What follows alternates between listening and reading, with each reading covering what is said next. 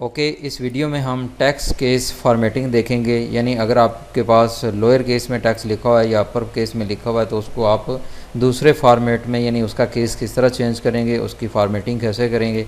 जैसा कि यहाँ पे हमें एक कमेंट मौसूल हुआ है कि अपर केस फार्मूला क्या होगा, तो इन सब को रिस्पॉन्ड करते हुए ये वीडियो हम बना रहे हैं।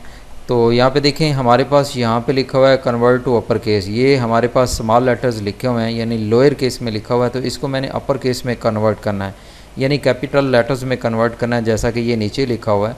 तो मैं यहाँ पे फार्मूला लिखूँगा इक्वल टू, और उसके बाद हम लिखेंगे अपर का फार्मूला, उसके बाद सेल का रेफरेंस देंगे, ब्रैकेट क्लोज करेंगे और इंटर का बटन प्रेस करेंगे।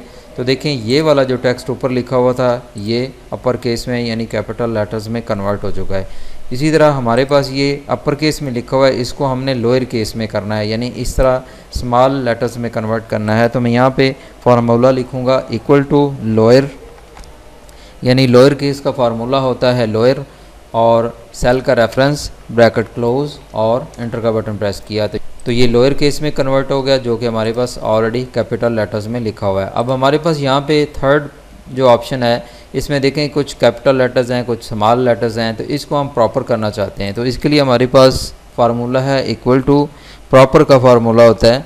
तो हम प्रॉपर का फार्मूला लिखेंगे और उसके बाद सेल का रेफरेंस देंगे और ब्रैकेट क्लोज करके एंटर का बटन प्रेस करेंगे। तो देखिए हमारे पास ये रिज़ल्ट है प्रॉपर केस का।